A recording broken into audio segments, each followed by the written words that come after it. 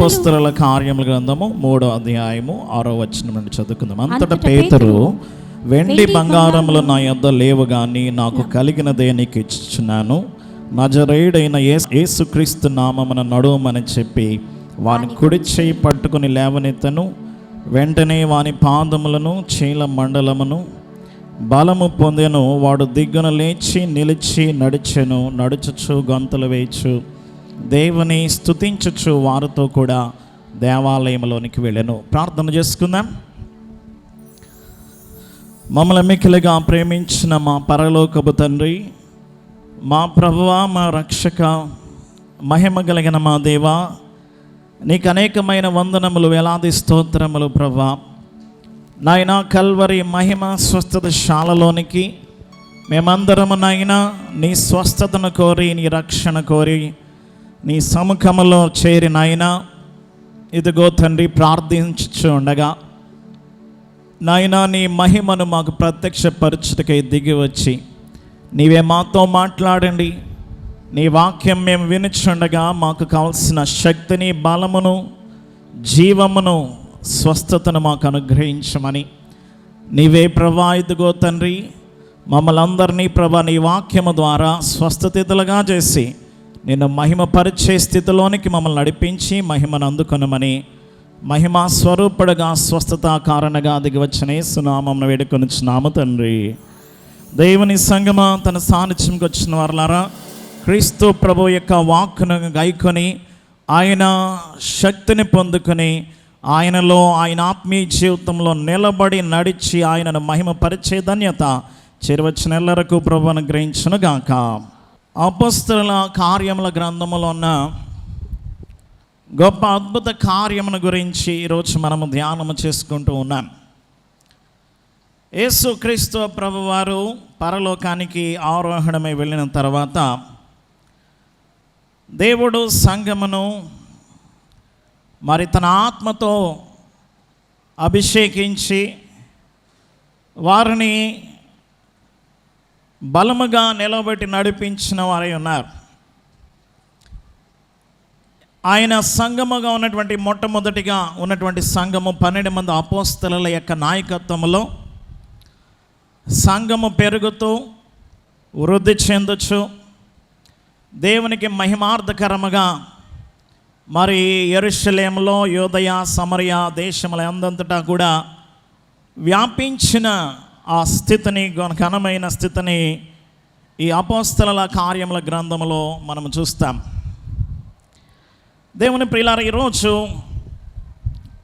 మరి అపోస్తలులైనటువంటి పేతురు, యోహానులు మరి వారి ద్వారా దేవుడు జరిగించిన మొట్టమొదటి సూచక క్రియ అనగా ప్రభు లేని ఆ సమయంలో, లేక భౌతికంగా వారి మధ్య లేనప్పుడు ఆయన ఆరోహణమే వెళ్ళిన తర్వాత ఈ అపోస్తలుల ద్వారా యేసుక్రీస్తు ప్రభు వారిలో ఉండి జరిగించినటువంటి ఈ మొదటి సూచక క్రియ గురించి ఈ దినము మనమందరం కూడా ధ్యానిద్దాం. దేవుని ప్రియులారా, ఆయన సాన్నిధ్యంకి వచ్చిన విశ్వాసులారా, ఈరోజు మనము ఈ యొక్క 3వ అధ్యాయం ప్రారంభంలో మనం చూసినట్లయితే పేతురు, యోహానులు దేవాలయానికి వెళుతున్నప్పుడు ఒక కుంటివాణిని వారు చూస్తున్నట్లుగా మనం చూడగలం. దేవుని ప్రియులారా, వానిని ఎలాగున బాగు చేశారు, ఎలాగున వాని ద్వారా సువార్తను ప్రకటించారు, అది ఎలాగున అనేక మందికి రక్షణగా, వ్యాప్తిగా ఆ యొక్క అద్భుతం జరిగింది అనేది క్లుప్తంగా కొన్ని సంగతులను మనం ధ్యానించుకుందాం, చదువుకుందాం. అపోస్తలుల కార్యగ్రంథం 3వ అధ్యాయం ప్రారంభంలో మనం చూస్తే, ప్రగలు 3 గంటలకు ప్రార్థన కాలమున పేతురు, యోహానులు దేవాలయానికి ఎక్కి వెళుతున్నట్లు మనం ఇక్కడ చూస్తూ ఉన్నాం. యెరూషలేం దేవాలయానికి వారు వెళుతూ ఉన్నారు. పగటి కాలంలో 3 గంటల సమయంలో 9th hour అని ఉంటుంది, అనగా 9వ గంట, అనగా 3 గంటలకు. గమనించినట్లయితే మరి 3 గంటలకు ప్రార్థనకు వీరు వెళుతున్నారు. సాధారణంగా యూదులైన వారు దినమునకు 3 సార్లు ప్రార్థన చేస్తారు. దావీదు రోజుకి 3 సార్లు ప్రార్థన, 7 పర్యాయములు స్తుతిని చేయడం అనేది తన జీవితంలో ఒక అలవాటుగా మనము చూస్తూ ఉన్నాం. దేవుని ప్రియులారా, పాత నిబంధనలో మనం చూస్తే 3 పర్యాయములు వారు ప్రార్థన చేయడం అనేది వారికి ఆచారముగా లేక ఒక క్రమముగా మనం చూడగలము. కీర్తనకారుడు రాస్తాడు, దావీదు 55వ కీర్తన 17వ వచనంలో, 55వ కీర్తనలో ఆ యొక్క ప్రార్థన గురించి తెలియపరుస్తూ ఉన్నాడు.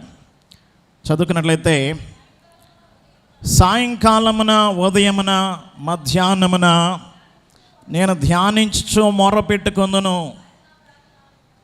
కాబట్టి ఇక్కడ సాయంకాలము, ఉదయము, మధ్యాహ్నము అలా ఎందుకు చెప్పబడిందంటే, యూదుల యొక్క రోజు, యూదుల దినము సాయంకాలం నుంచి ప్రారంభమవుతుంది. ఆ తర్వాత సాయంకాలం వరకు ఒక దినముగా. కాబట్టి సాయంకాలము, ఉదయము, మధ్యాహ్నం అని పేర్కొన్నారు అక్కడ. అదే మన భాషలో చెప్పాలంటే ఉదయము, మధ్యాహ్నము, సాయంకాలం 3 పర్యాయములు వారి ప్రార్థన చేయడం మనం చూడొచ్చు. దానియేలు కూడా మరి ఆ యొక్క దానియేలు అంటే పడనటువంటి, అసూయ చెందినటువంటి వారు తాకీదు రాయించి రాజుకు తప్ప ఎవరికి మొరపెట్టకూడదు 4 రోజుల వరకు అని చెప్పినప్పుడు దానియేలు ఏమాత్రం కూడా లక్ష్యం చేయక దానియేలు దేవునికి ప్రార్థన చేసినట్లుగా మనం చూస్తాం. అది కూడా ముమ్మారు అనే మాట దానియేలు గ్రంథంలో 6వ అధ్యాయం 10వ వచనంలో, అనుదినము ముమ్మారు మోకాళ్ళుని ప్రార్థన చేసినట్లుగా యెరూషలేము వైపుకు కిటికీలు తెరిచి మరీ ప్రార్థించిన దానిని గురించి అక్కడ తెలియపరచడం మనం చూడవచ్చు. కాబట్టి దేవుని ప్రియులారా, దినమునకు 3 పర్యాయములు ప్రార్థనకు వెళ్ళేవారు. ఉదయం ఒకసారి, మధ్యాహ్నం ఒకసారి, సాయంకాలం ఒకసారి. ఈ మధ్యాహ్నం కూడా 3 గంటలు అనేది ఇంకా కీలకముగా వీరు ప్రార్థించారు. ఎందుకనంటే అపోస్తలులకు ఆ తర్వాత యేసుక్రీస్తు ప్రభు శిలువ మీద మధ్యాహ్నం 12 గంటల నుండి 3 గంటల వరకు కటిక చీకటి ఆవరించినప్పుడు శిలువ మీద ఆయన ప్రార్థించిన స్థితిని మనం చూడొచ్చు. 4వ మాట లేక కేక, ఆర్తనాదము, ఏలి ఏలి లామా సబక్తాని అనేటువంటి ఆ యొక్క కేకను పెట్టినటువంటి దానిని కూడా వారు పరిగణగా తీసుకుని 3 గంటలకు ప్రార్థన చేయడం అనేది అలాగన చేసేవారని కొందరు చరిత్రకారులు అభిప్రాయపడతారు. కాబట్టి ఇక్కడ పగలు 3 గంటలకు ప్రార్థనా కాలము అనే మాట మనం చూస్తున్నాం. మరి వారు అనగా ఈ అపోస్తలులో 20 ప్రార్థన చేయడానికి దేవాలయానికి వెళుతూ ఉన్నారు. దేవుని ప్రియులారా, మరి అక్కడ పేతురు, యోహాను అనేటువంటి 20 శిష్యులను మనం చూస్తున్నాం. పేతురు పెద్దవాడు, యోహాను చిన్నవాడు. పేతురుకి యోహానికి చాలా వయో భేదం ఉంది. అలాగే వారి ఆలోచనలు కావచ్చు, వాళ్ళ యొక్క మరి స్వభావాలు కావచ్చు, చాలా వేరు వేరు స్వభావాలుగా మనం చూడవచ్చు. పేతురు కొంచెం తొందరపాటుతనం కలిగిన వాడు, యోహాను నిదానించేవాడు. పేతురు గబుక్కున మాట్లాడేస్తాడు, యోహాను ఇంట్రోవర్ట్ అనమాట. ఏది గబుక్కున చెప్పడు బయటికి, కానీ చాలా ఆలోచిస్తాడు. కాబట్టి భిన్నమైనటువంటి ధృవాలుగా వీరిరువురున్నా ఇరువురు కూడా స్నేహితులుగా వెళ్ళారు. సాధారణంగా మన స్నేహము మన అభిప్రాయాలు, మన ఆలోచనలు, మన యొక్క అలవాట్లు ఏకీభవించిన వారితో ఉంటుంది. కానీ దేవుడు భిన్నమైనటువంటి ధృవాలు జత చేస్తూ ఉంటాడు. గమనించండి, విభిన్నమైనటువంటి స్వభావంతో ఉన్న నువ్వు స్నేహం చేయొచ్చు. అంతకుముందు ప్రభువు శిష్యులైన వారిని ఇరువురు చెప్పిన పంపినట్లుగా మరి సువార్తల్లో మనం చూస్తాం. ఆ ఇరువురు ఆ సువార్తకు పంపినట్లుగా 10వ అధ్యాయం మత్తయి సువార్త ప్రారంభంలో మనము చూస్తాం. దేవుని ప్రియులారా, 12 మందిని పిలిచి పంపించినట్లుగా మనం చూస్తాం. దేవుని ప్రియులారా, ఆ సువార్తకు పంపేటప్పుడు ఇద్దరిద్దరుగా వారిని పంపించారు. ఆ తర్వాత కూడా వీరు సువార్త చెప్పడానికి కూడా మరి ఒక టీమ్గా లేకపోతే ఒక జతగా వారు వెళుతూ ఉన్నారు. అనేక పర్యాయములు లోకపు పనులకు మనము చాలామందిని తోడు తీసుకుని వెళుతూ ఉంటాం. దేవుని పనికి నువ్వు వెళ్ళేటప్పుడు నీవు కలిసి వెళ్ళు. దేవుని పని సమిష్టిగా మనం చేయడానికి ఎక్కువ ప్రయత్నం చేయాలి. ఎందుకంటే ఒక్కరికంటే ఇద్దరుండుట మేలు అని చెప్తుంది బైబిల్ గ్రంథం, ప్రసంగి గ్రంథంలో. ఒకరు పడిపోయినా ఒకరు లేవనెత్తుతారని. కాబట్టి ఇక్కడ మనం చూస్తే ఇరువురుని దేవుడు నడిపిస్తున్నాడు. ఆ దేవాలయానికి, యెరూషలేము దేవాలయము, ఆ యొక్క దేవాలయం దగ్గర ఒక మనిషి తారసపడినట్లుగా 2వ వచనంలో మనం చూస్తున్నాం. చదువుకుందాం. పుట్టినది మొదలుకొని కుంటివాడైన ఒక మనుషుడు మోసుకొని పోబడుచుండెను. వాడు దేవాలయంలోనికి వెళ్ళువారిని భిక్షం అడుగుటకు కొందరు ప్రతి దినము వానిని శృంగారమును దేవాలయపు ద్వారమునొద్ద ఉంచొచ్చు వచ్చిరి. ఇక్కడ ఒక మనిషిని మనం చూస్తున్నాము. పుట్టింది మొదలుకొని కుంటివాడట. మధ్యలో కాలిపోవడం కాదు, మధ్యలో ఏదో ప్రమాదంలో పోవడం కాదు. ఇతను పుట్టడమే కుంటివాడుగా పుట్టాడు. ఆ యొక్క కుంటితనమును బట్టి తాను నిలబడలేనటువంటి స్థితిలో, తాను ఎక్కడికి కూడా తనకు తానుగా వెళ్ళలేనటువంటి స్థితిలో ఉన్నటువంటి దుస్థితిని ఇతను కలిగి ఉండడం బట్టి ఇతరులు అతను మోసుకొని వెళుతుండేవారు. ఇతడు తను పని చేసుకోవడానికి తనకి ఆ యొక్క అంగవైకల్యంను బట్టి ఏ పని చేయలేక, లేక ఎవరు కూడా పని ఇవ్వలేక, మరి వాడు మోసుకొని పోబడుతున్నాడంటే ఒక పని కోసం. ఏ పని?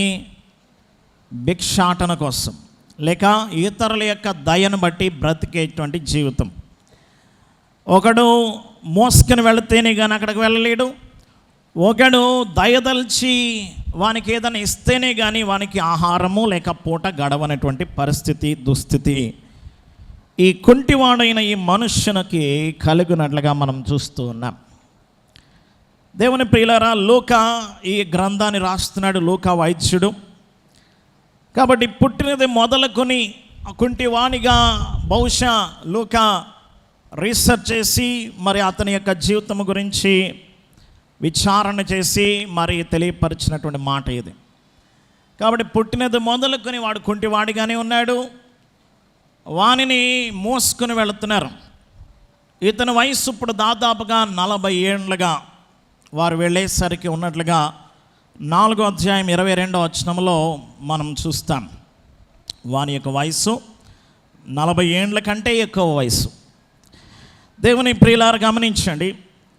ఆ యొక్క కుంటివాడైనటువంటి మనుష్యుడు అక్కడ ఎక్కడ ఉన్నాడు అంటే దేవాలయము మెట్ల దగ్గర ఉన్నాడు.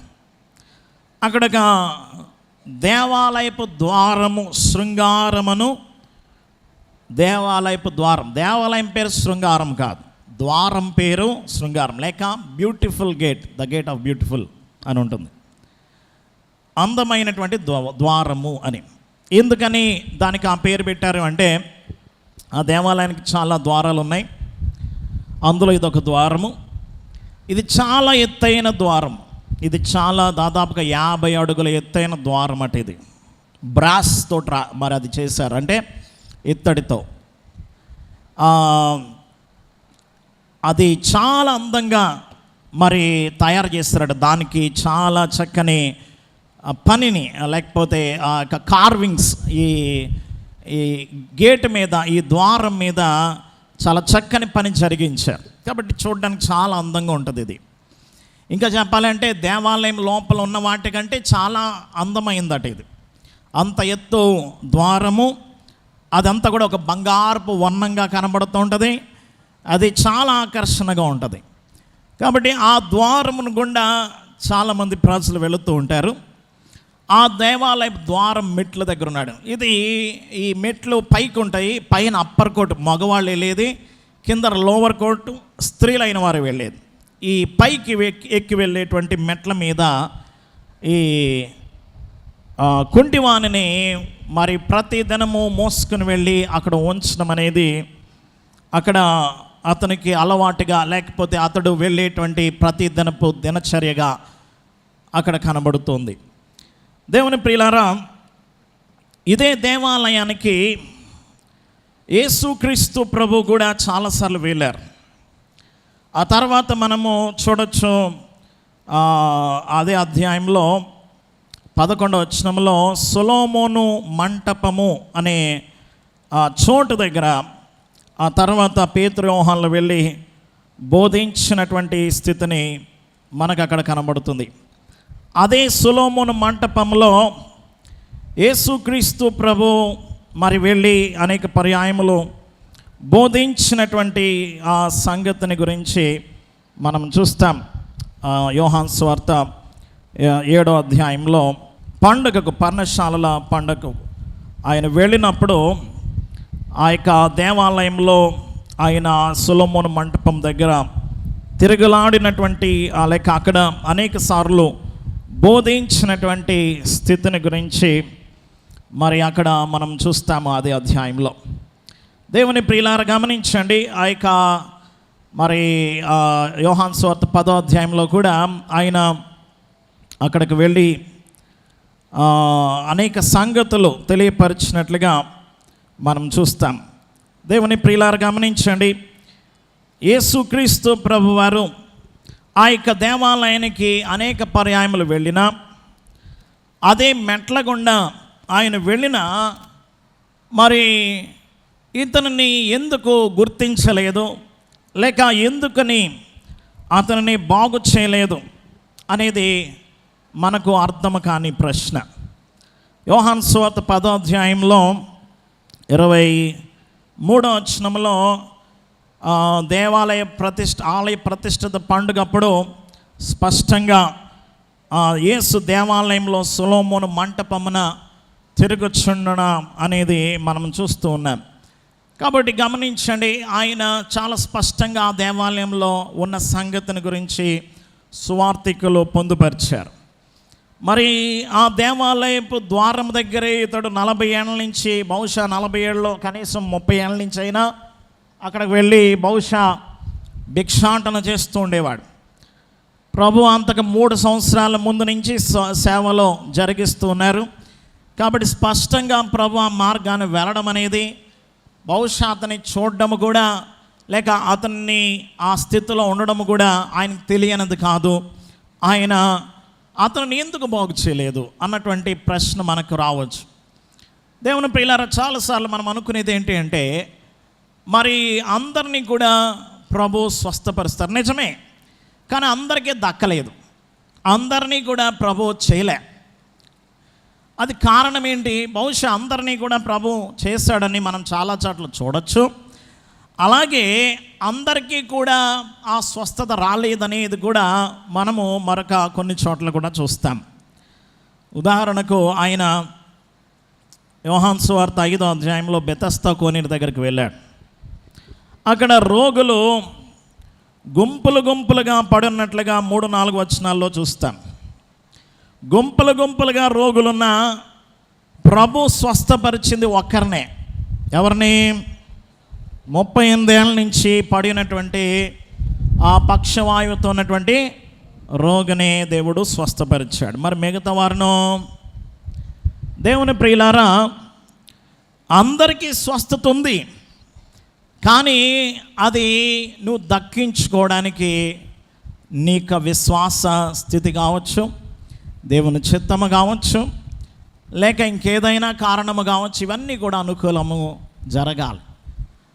అంటే ఇక కుంటివానికి విశ్వాసము లేదా, అదృష్టము లేదా, ప్రాప్తము లేదా, దేవుని చిత్తము కాదా అంటే, వాడి విశ్వాసం ఉన్నదో లేదో, లేక వాడికి ఆ యొక్క స్థితి ఉన్నదో లేదో మనకైతే ఎరగము. కానీ ఒకటి మాత్రం ఏంటి అంటే, దేవుని చిత్తం అప్పుడే కాదు, దేవుని సమయం ఒకటి ఉంటుంది. ఇది మనం గుర్తించాలి. ఒక్కొక్కసారి అన్నీ అనుకూలముగా ఉన్నా, అంటే విశ్వాసం ఉన్నా, ప్రార్థన ఉన్నా, భక్తి ఉన్నా, నువ్వు ఇక్కడున్నా 7 వారాలు కాదు 21 వారాలు చేసినా, ఏం చేసినా ఒక్కొక్కసారి నీకు రాకపోవచ్చు. అంటే ఇక దేవుడు లేడనా దాని అర్థము. దేవుని ప్రియులారా, అబ్రహాము ప్రార్థన చేశాడు బిడ్డల కోసం.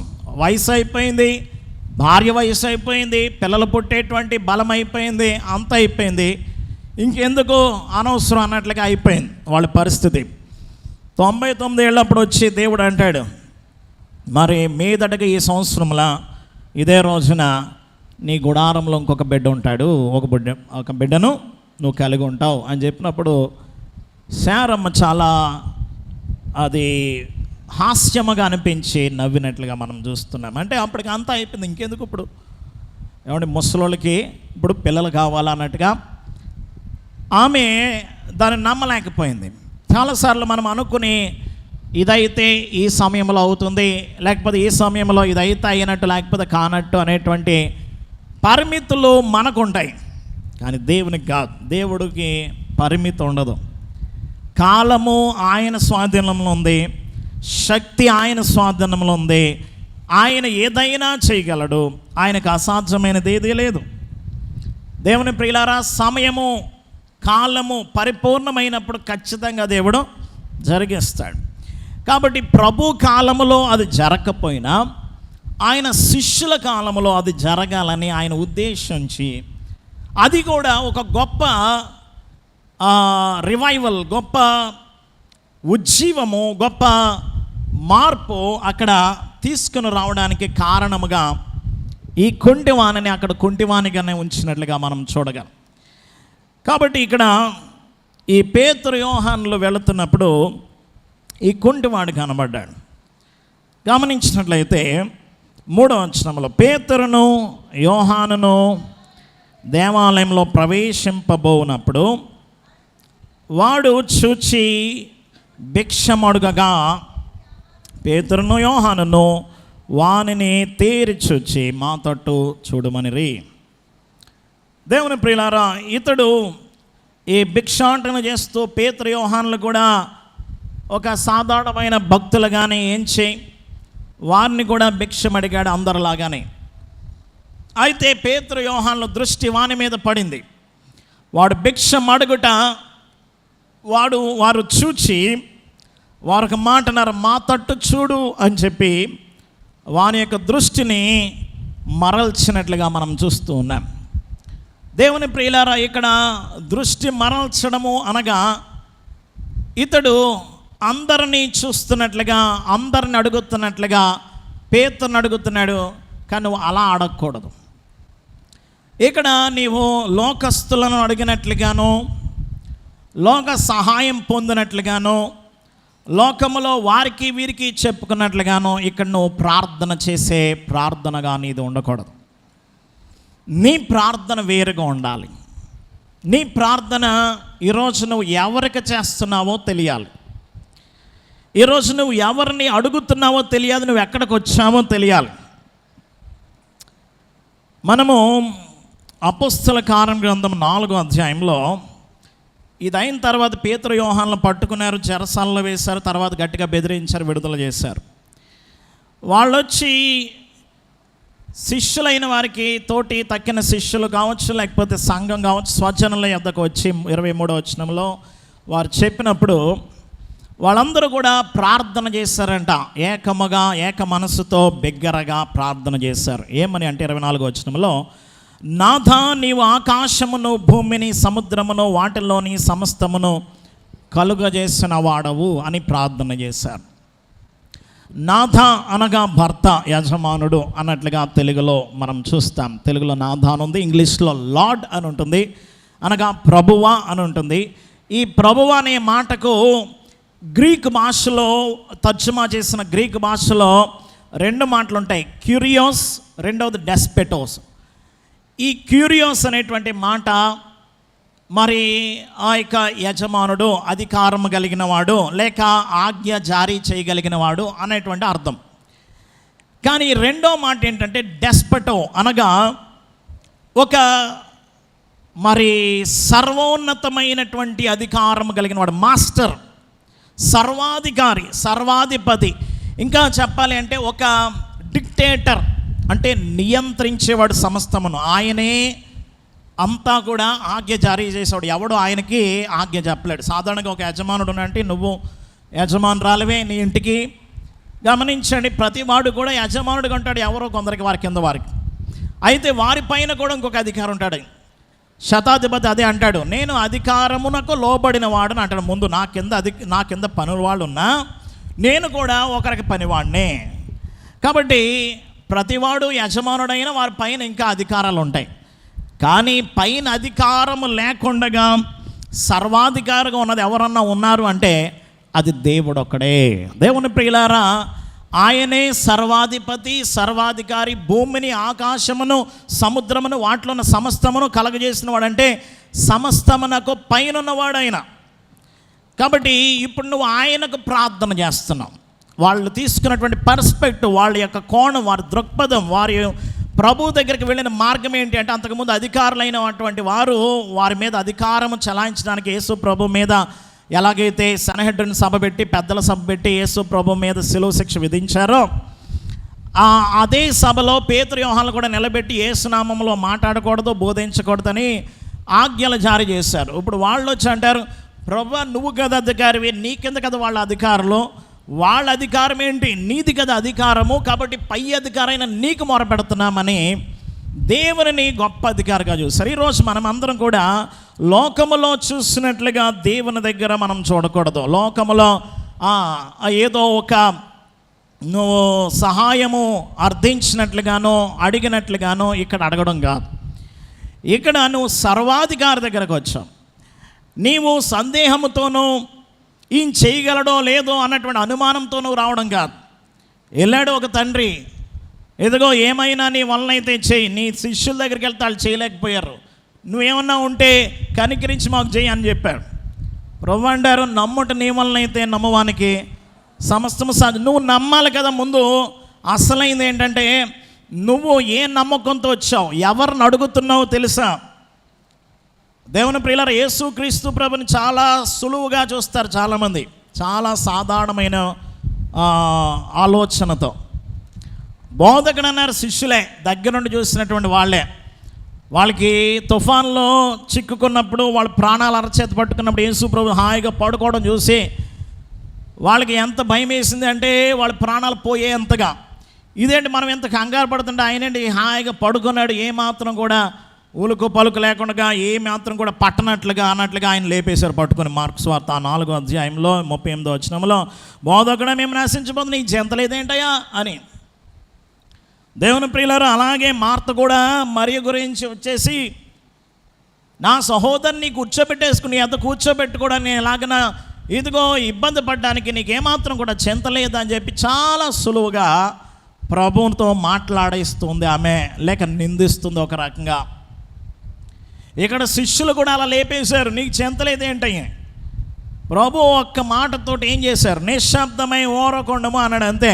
సముద్రం ఆగిపోయింది, గాలి అయిపోయింది, అన్నీ ఆయనకు లోబడ్డాయి. అప్పుడు ఆశ్చర్యపడడం మొదలుపెట్టారు, ఈయన ఎవరో, ఈయనకి గాలి సముద్రము. ఈరోజు ప్రభువును చూడడము నువ్వు ఎలా చూస్తావంటే, ఒక సాధారణమైన వ్యక్తిగా అన్ని మతాలతో పాటు ఈయన కూడా సమానమే.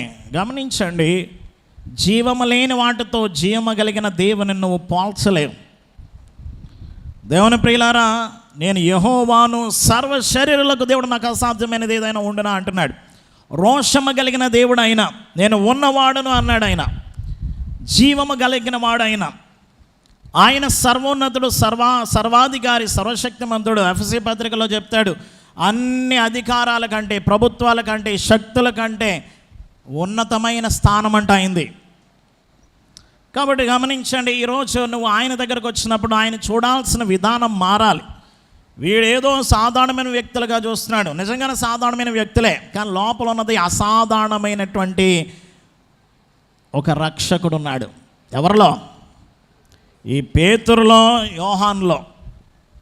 మా తట్టు చూడమంటే వాడు ఇంకా సాధారణమైన వ్యక్తులుగా చూస్తున్నాడు. 4వ వచనంలో మనం చూస్తే, లేక 5వ వచనంలో, వాడు వారి యొద్ద ఏమైనా దొరుకునని కనిపెట్టచ్చు, వారి యందు లక్ష్యం ఉంచిన అందరినీ అడుగుతూ చూస్తూ మా తట్టు చూడు అనగానే వీళ్ళెవరెళ్ళు అన్నట్టుగా, సరే ఏమన్నా ఇస్తారేమో అని చెప్పి చేతులతో చూస్తున్నాడు. ఏమన్నా డబ్బులు తీసిస్తారేమో, బంగారం వెండి లాంటివి ఇస్తారేమో, కాసులు ఇస్తారేమో అన్నట్లుగా లోకానుసారమైనటువంటి దృష్టితో చూస్తూ ఉన్నాడు.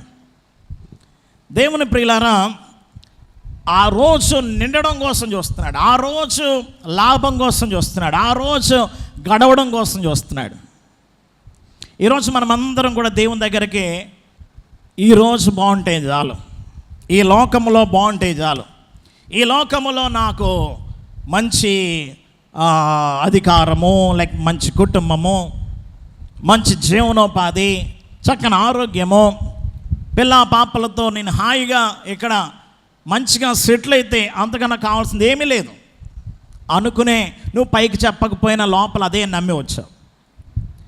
దేవుని ప్రియులారా, నీకు అంతా పోయి నీకు పరలోక రాజ్యం ఉందంటే ఎదురుగా దుర్భాషలు ఆడుతావు. ఎందుకు వచ్చింది? ఇక్కడ లేనప్పుడు అక్కడ ఉండి నాకేం ప్రయోజనం అన్నట్లుగా దేవుడే లేడని చెప్తావు. ఈరోజు అన్నీ ఉన్నప్పుడే దేవుడు ఉన్నాడు మంచి చేశాడు అంటావు, కానీ అది తీసేసినప్పుడు మాత్రం నువ్వు నమ్మవు. యోబు అన్నట్లుగా నువ్వు స్తుతించలేవు. దేవుని ప్రియులారా, గమనించండి, మనందరి దృష్టి ఏంటంటే లోకములో స్థిరముగా బలంగా సుఖంగా ఉండాలి. ఇప్పుడు అందరి దృష్టి అదే, సుఖానికి. గమనించండి, దేవుని కంటే ఏమండి అపాయకరమైన కాలాలను ఏం చెప్పాడు పౌలు? దేవుని కంటే సుఖానుభవమును ఎక్కువగా ప్రేమించేవారు అని చెప్పి తిమోతికి రాసిన 2వ పత్రిక 3వ అధ్యాయంలో మరి 4వ వచనంలో చెప్తాడు.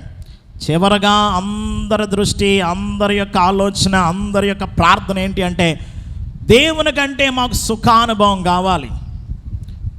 పెద్దలైన వారు మరి వృద్ధులైన వారు ఈ ఆదికాల సంఘం వదిలేయండి, మన పరిచర్ల ప్రారంభంలో ఎలాగుండేదో ఒకసారి అడిగితే, ఒక ప్రార్థన అంటే ఒక పూట కాదు, ఒక రాత్రంతా ఉపవాస ప్రార్థన చేసేవారు. ఒక పండగ అంటే రాత్రంతా దాదాపుగా ఉండేవారు, లేక మొత్తము ప్రార్థన పూర్తిగా ఉండేటువంటి పరిస్థితి ఉండేది. ఇప్పుడు వాహనాలు పెట్టు, సమయాన్ని కుదించు, మధ్యలో స్నాక్స్ ఏమీ రావు. కొంచెం ఎండ, కొంచెం ఉష్ణోగ్రత పెరిగితేరాం, వర్షం కొంచెం ఆటంకంగా వస్తేరాం, మనకి ఏదైనా కొంచెం నీరసం వస్తేరాము, ఎవడైనా చుట్టాలు వస్తేరాము, పని ఉంటే మానేస్తాం. దేవుని ప్రియులారా, ఎక్కువ పనులు ఉన్ననాడే ఎక్కువ ప్రార్థన చేయాలి అని అయ్యగారు ఏకాంత స్థలం అనే మరి పాటలో రాశారు. నీకు పనులు ఉన్నప్పుడు ఆగిపోమని కాదు, ఇంకా ప్రార్థన ఎక్కువ చేయాలంట, అప్పుడే సగం అయిపోద్ది అంటాడు ఆయన. గమనించండి దేవుని ప్రియులారా, ఈరోజు మనం అందరి యొక్క దృష్టి ఏమైపోయింది అంటే సుఖానుభవం కావాలి. ఏం కావాలి? సుఖానుభవం. దేవుని ప్రియులారా, గమనించండి, ఇక్కడ ఇతడు కూడా ఎలా చూస్తున్నంటే ఈరోజు గడిస్తే చాలు, ఈరోజు అంటే నేను కుంటోడిగా ఉన్నా పర్వాలేదు, కానీ ముందు నాకు మాత్రం కావాల్సిన లాభం వచ్చేయాలి, అదే దృష్టి.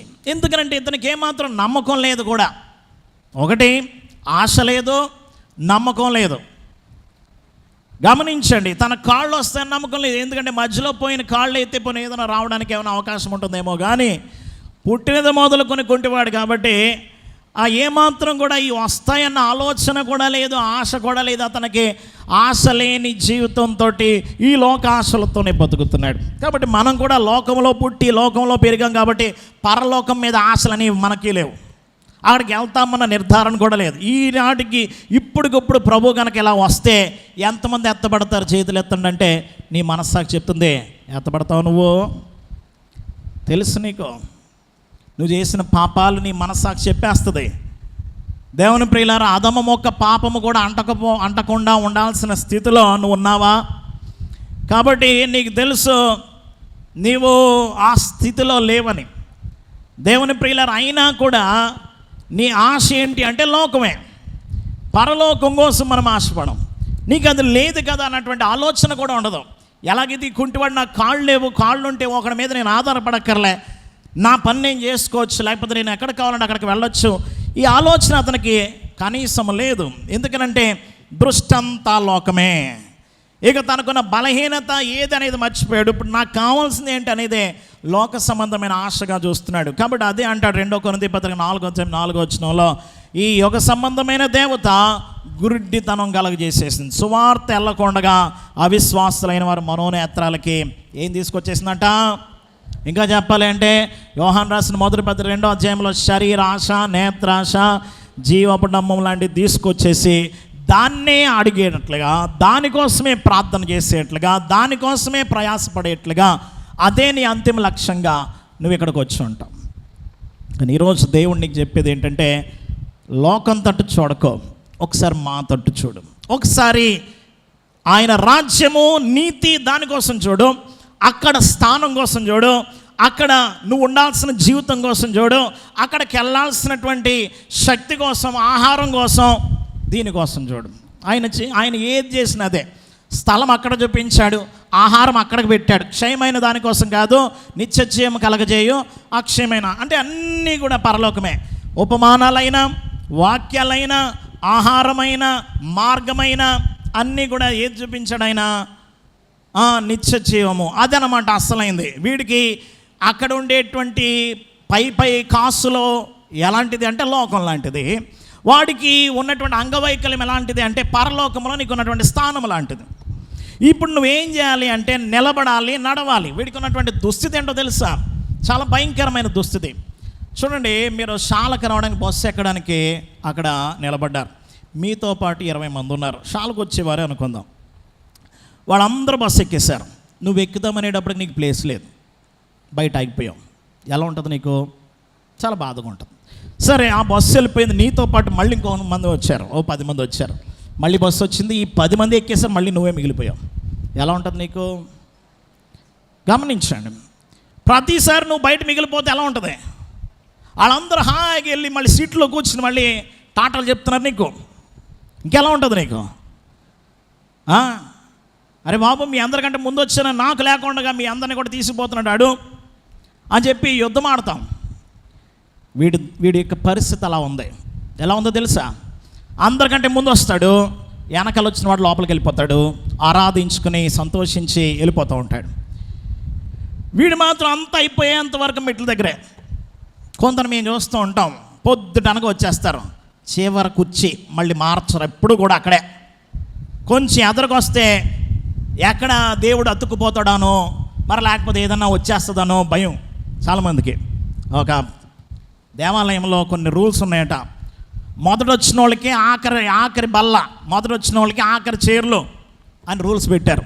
అంటే ఎవడికాడు ఎక్కడ కూర్చోవాలని చూస్తాడంటే ఆఖరినే.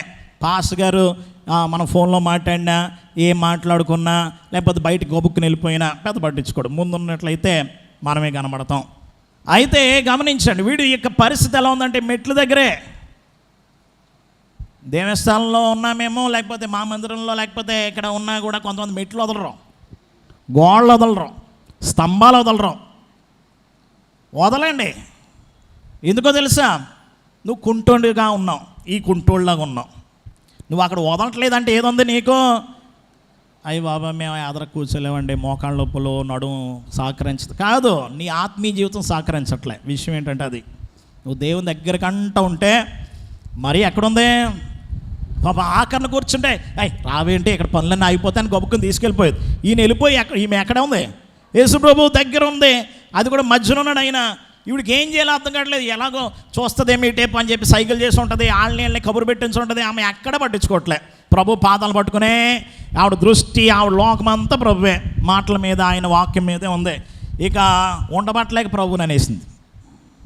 గమనించండి, నువ్వు ఎప్పుడైతే ప్రభుకి దగ్గరగా ఉంటావో, ఫోన్ల సౌండ్లు వచ్చినా, వెనకాల పిల్లల గోల వచ్చినా, వాహనాలు శబ్దాలు వచ్చినా, ఏమొచ్చినా పెద్ద పట్టించుకో. ఎందుకంటే నీ మనస్సు యేసుని ఖాతాపై ఉంది కాబట్టి. దేవుని ప్రియులారా, చాలామంది ఆఖరణే ఉంటారు. ఎంత ముందుకు వచ్చినా ఆఖరణే మిగిలిపోతూ ఉంటారు. ఎలా ఈడు పాపం పొద్దుటనక వచ్చి రాత్రి వరకు ఉండి ఒక్కడికి కూడా లోపలికి వెళ్ళలేక ద్వారం దగ్గరే మిగిలిపోతున్నాడు. ఎలాంటిదో తెలుసు? అది బుద్ధి లేని కన్యకలు లాంటిది. ముందనగా వచ్చేసారు పాపం, ఊరికి ముందు వచ్చేసి దీపాలు అట్టుకొని వచ్చి ఆగిపోయారు. ఆయన వస్తాడని ఆయన రావడం వెళ్ళిపోవడం జరిగింది. వీళ్ళు బయటకు పోయారు. ఇప్పుడు బయట నుంచి కొడుతున్నారంట తలుపు. ఆయన ఏమంటాడు తెలుసా? మీరెవరో తెలియదు నాకు. ఏంటట? మెట్ల దగ్గర ఉన్నవాళ్ళు తెలీదా? దేవుని ప్రియులు తెలియదు అనేసాడు ఆయన. ఒకవేళ దేవుడు నిన్ను అదే అంటాడేమో. నువ్వు ఎంతసేపు ఆఖరి కూర్చి పట్టుకుని మెట్ల దగ్గర కూర్చుని అదే చాలు నాకు అనుకుంటే, కొంతమంది చూస్తూ ఉంటాం, సిలుగుత్తుల టైంకి వాళ్ళకి ఎలా తెలుస్తుంది కానీ కరెక్ట్గా వస్తారు, భోజనాల టైంకి వస్తారు, లేకపోతే ఆఖరణ ఆ టయానికి మరి గంట కొట్టినట్లుగా అప్పుడు వచ్చి వెళ్ళిపోతూ ఉంటారు. లేకపోతే 40 రోజులు వస్తాయి, వచ్చే సోమవారం నుంచి కరెక్ట్గా ఏదో టైంలో హాజరేయించేసుకున్నానా లేదా అన్నట్లుగా వచ్చేసి వెళ్ళిపోతూ ఉంటారు. గమనించండి దేవుని ప్రియులారా, ఎలా ఉంటే నీకేమైనా ప్రయోజనం ఉందా? 21 వారాలు ఏదో అన్యులు వెళ్ళి గుళ్ళో ఒక రౌండ్ వేసేసి వెళ్ళిపోయినట్టుగా వెళ్ళిపోతే ఏమైనా వస్తుందా? ఏం రాదు. దేవుని ప్రియులారా, పూర్తిగా ఉండాలి దేవునిలో. ఉంటే నీకు ఏదైనా ఉంటుంది. వీడు మెట్ల దగ్గర ఉన్నాడు, మెట్ల దగ్గర నుంచి వెళ్ళిపోయేవాడు. ఏమొచ్చింది? ఏమి రాలా. ఎవరు వచ్చారు అక్కడికే? ఏమండి దేవుని ప్రియులారా, పేతురు యోహానులు వచ్చా అంటారు. అప్పుడు పేతురు అంటున్నాడు చూడండి 6వ వచనంలో, అంత పేతురు, వెండి బంగారం లేవు, నాకు కలిగినదే నీకు ఇస్తున్నాను. ముందే చెప్పేశాడు, ఇది లేదు ఇక్కడ. ఇప్పుడు నేను కనుక చెప్తే అలాగా ఎవరికి కూడా లోకంలో నీకు ఉద్యోగం లేదు, వ్యాపారం లేదు, లాభం లేదు, డబ్బులు లేవు, లేకపోతే ఈ లోక సంబంధం ఏది ఆయన ఒకడంటే ఒక్కడు ఉంటాడు ఇక్కడ? చెప్పాలి. మొదటంటే పోనీ నువ్వు దానికోసం వచ్చావు అనుకోవచ్చు. వయసు గడుస్తున్నా, దేవునిలో పెరుగుతున్నా, విశ్వాసంలో బలపడుతున్నా, ఇంకా దానికోసమే. అది లేకపోతే ఇంకా దేవుడు లేడు. కానీ అక్కడ చెప్తున్నాడు, నా దగ్గర అవి లేవు, నువ్వు దానికోసమైతే నువ్వు నా వైపుకి చూడొద్దు, ఏం మా దగ్గర లేవు. ఈరోజు వాక్యాలు ఎలా ఉన్నాయంటే, దేవుని నమ్ముకోండి, మీకు బోల్డ్ ఆస్తులు వస్తాయి, మీరు రిస్టోర్ అవుతారు, మీకు మంచి ఆర్థిక స్థితిలోనికి వెళతారు, మీ ఉద్యోగంలో ఉన్నత హోదాలోనికి వెళతారు, మంచి పరపతి, మంచి అధికారము నీకు వస్తుంది. ఏ ప్రార్థనలో జనాలు అడిగేది అదే, బోధలు కూడా అయ్యే. బహుశా ఈరోజు నువ్వు అలాంటి దానికోసం వచ్చి ఉంటావేమో. దేవుడు నీకు ముందుగా ఇవ్వడం. ఈరోజు దేవుడు నీకు కావాల్సింది ఏదో ఆయనకు తెలుసు, కానీ నీకు తెలియదు. నీకు కావలసిన దానిని దేవుడు ఇస్తాడు. పిల్లలు అన్నీ అడుగుతారు, అన్నీ ఇస్తుందా తల్లి? ఏది ఎదుగుదలో అది ఇస్తుంది. పిల్లకి, బిడ్డకు ఏది ఎదుగుదల ఇస్తుంది? ఈరోజు దేవుడు కూడా నీకు ఆత్మీయమైన ఎదుగుదల కోసం ఏది అవసరమో అది ఇస్తాడు. నువ్వు అడిగేది చాలా రీతిలుగా వచ్చి ఉంటావు, నీ బోధ ఎలా ఉండాలి అలా ఉండాలి అనుకుని ఉంటావు, కానీ దేవుడు నీకు ఆ బోధ చెప్పడం. నువ్వు అడిగేదాన్ని దేవుడు నీకు ఇవ్వడం, కానీ నీకు కావలసినది లేక నీకు అవసరమైంది దేవుడు ఇస్తాడు. నీ కోరికను దేవుడు తీర్చకపోవచ్చు, కానీ దేవుడు నీ అక్కరం తీరుస్తాడు. కాబట్టి ఇక్కడ స్పష్టంగా చెప్పేశాడు, వెండి బంగారాల కోసమైతే వద్దు, ఇక్కడ మరేం కావాలి? దానికంటే శ్రేష్టమైంది ఒక ఆయన ఉన్నాడు ఇక్కడ. నాకు కలిగినదే నీకు ఇస్తున్న, ఇది చెప్పగలిగి ఉండాలి ఎవడైనా కానీ. సాక్ష్యం అంటే అది. సాక్ష్యం అంటే అయ్యి బాబు, ఒకసారి ఒక్కొక్కప్పుడు నా యొక్క మెడంతా బోసిపోయి ఉండేది, ఎప్పుడో తల నుంచి పాదాల వరకు నిండా నేను ఆభరణాలతోటి కప్పేసుకునేటువంటి పరిస్థితి దేవుడు ఇచ్చాడు. అదా సాక్ష్యం? కాదు. ఒకప్పుడు నేను నిలువునా నేను బుట్టబొమ్మలా తయారయ్యేదాన్ని, ఇప్పుడు అన్నీ పోయినాయి. అన్నీ పోయినా నాకు బాధ లేదు, గొప్ప సంతోషం వచ్చింది. ఏంటో తెలుసా? ఇవన్నీ పోయినా దీనికంటే శ్రేష్టమైన ఒక ఆయన వచ్చాడు నాలో.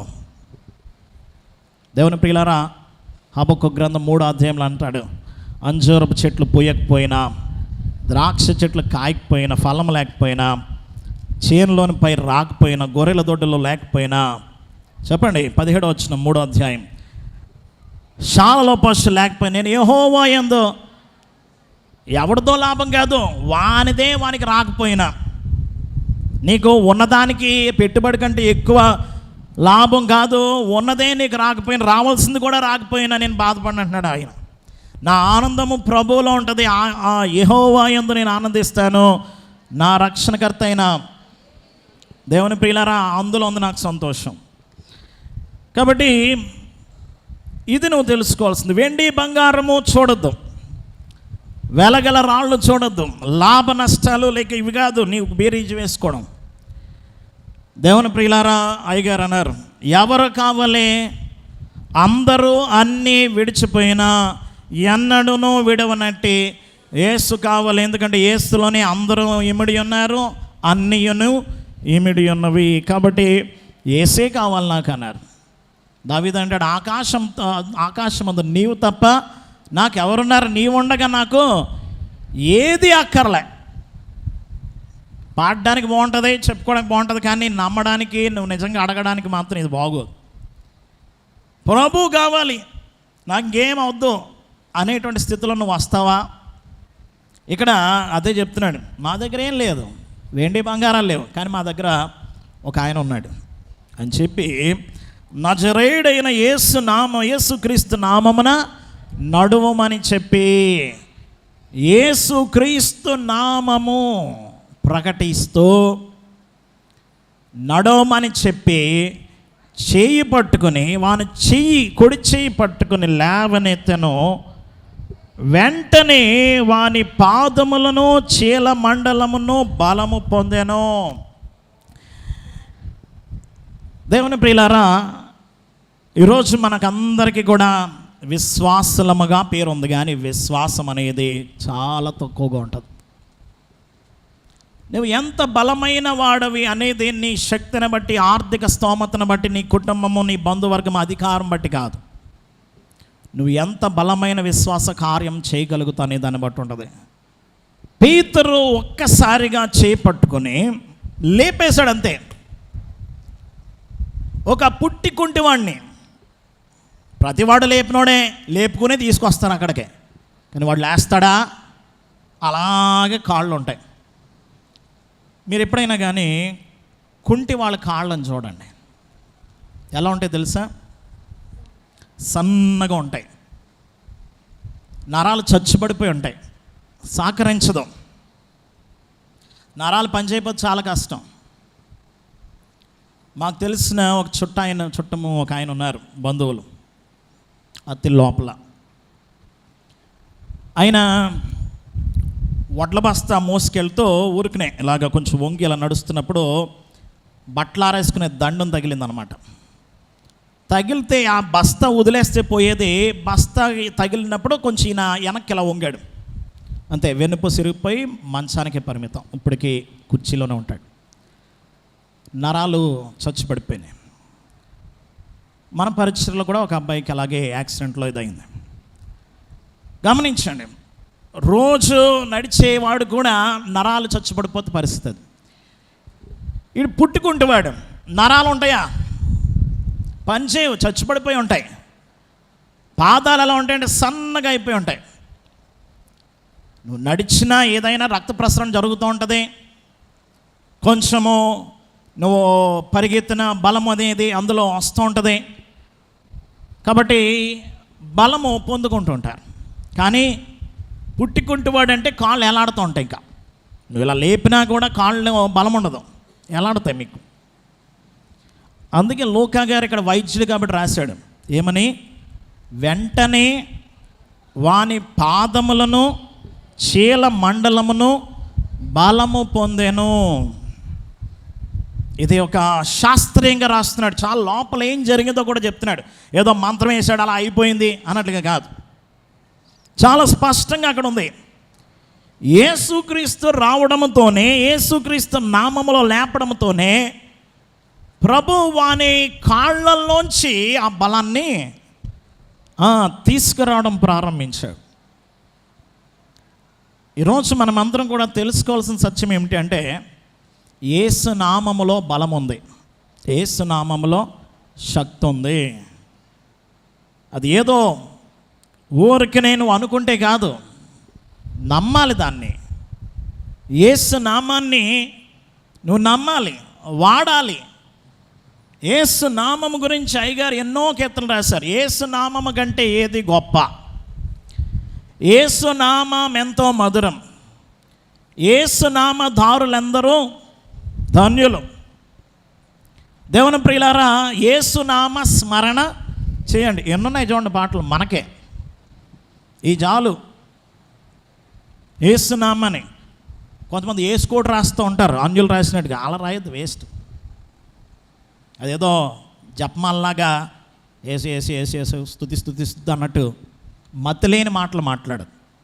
మీరు యేసు ప్రభువా మా హితబోధకుండా అనే కీర్తనలు అయ్యారు ఎన్ని రోగాల గురించి ప్రతి దాంట్లో ఒక ఆయన నామం వాడుతూ చూడండి, పాడుకుంటే మీకు అందులోనే స్వస్థత. యేసు నామములో చూడండి, యేసు నామం కంటే ఏది గొప్ప? చూడండి, ఈ యొక్క నామాన్ని మనము ఎంతగా మన యొక్క రోజువారీ జీవితంలో వ్యాధుల్లోనే కానీ, బాధల్లోనే కానీ, శ్రమల చిక్కుల్లోనే కానీ, అయ్యారు అసలు యేసు పేరు మీ చిక్కుల పైన వేసుకోండి, అది జయమవుతుంది. ఊరికనే ఏదో పాడేసాం కాదు, నిజంగా వేసుకో. మా నాయనమ్మ గారు దొంగోడు వచ్చాడు గుళ్ళో ఉంటే, అదే ఆ తర్వాత రోజున బీరువాల మీద అన్నిటి మీద సిలుగుర్తులే ఎర్రగా అన్నీ యేసు అని. దొంగలేరు అప్పటి నుంచి. గమనించండి దేవుని పిల్లరా, నువ్వు నమ్మాలి ఏదైనా కానీ. నువ్వు నమ్మితే నువ్వు అంతగా వాడిని నిలబెడతావు. దేవుని ప్రియులారా, ఈరోజు నువ్వు నమ్మాలి అంటే ఏం కావాలి? విశ్వాసం కావాలి. ఎలా వస్తుంది విశ్వాసం? కళ్ళు మూసుకుంటూ వస్తుందా? కొట్లో దొరుకుద్దా? చెప్పండి. వినట వలన మాకు అరగంటే మేము వింటాం, అంతకు మించి చెప్తే మేము వినం. అదా వినడం అంటే? ఈరోజు నేను చెప్పేది ఏం లోకపు మాటలా? ఏమండి, టీవీ ముందు కూర్చుని 3 గంటలు కాదు, రోజంతా పెట్టుకో, దొంగడు వచ్చి మొత్తం ఎత్తుకెళ్ళిపోయినా ఏం తెలియదు. ఎంత ఏకాగ్రత, ఎంత ఆకర్షణ. ఒకరోజు ఒక ఎపిసోడ్ మిస్ అయినా చాలా బాధ. అందులో ఎంత చూపిస్తాం. ఈ మధ్య ఒక వీడియో చూసాను, 2 ముసలమ్మలు తిట్టేస్తున్నారు టీవీ దగ్గరికి వెళ్ళిపోయి.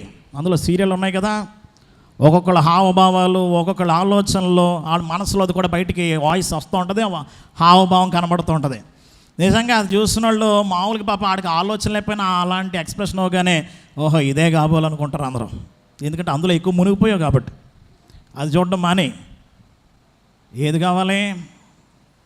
అది చూస్తే నీకు ఇంకా టెన్షన్లు పెరిగిపోతాయి, నీ ఇంట్లో గొడవలు పెరిగిపోతాయి. ఎందుకో తెలుసా? అయ్యే నువ్వు ఇంట్లో కూడా ప్రాక్టీస్ చేస్తావు. అయ్యగారు ఏం రాశారంటే, యేసు నీ తలపే నాకు ఎంతో హాయి. ఎక్కడెంత హాయిగా ఉంటే నీ ముఖము చూస్తూ ఉన్నప్పుడు, నీతో వాసం చేస్తున్నప్పుడు అది ఇంకెలా ఉంటుందో అది మనం నేర్చుకోవాల్సింది. యేసు నామము, యేసు ముఖము, యేసు తలంపు, మనసు యేసుని కథపై మలిపి యోచించడం, అప్పుడు కనబడుతుంది నీకు మహిమ. అంతేగాని ఏదో ఒక అరగంట చెప్పేసుకుని వెళ్ళిపోతే ఇప్పుడు అంతా ఇదే ట్రెండ్ అయిపోయింది, బాగా ఫ్యాషన్. గంట కంటే మేము ఎక్కువ ఉండం. సరే మీ ఇష్టం, ఎవడి విశ్వాస స్థాయి వాడిది. ఎందుకో తెలుసా?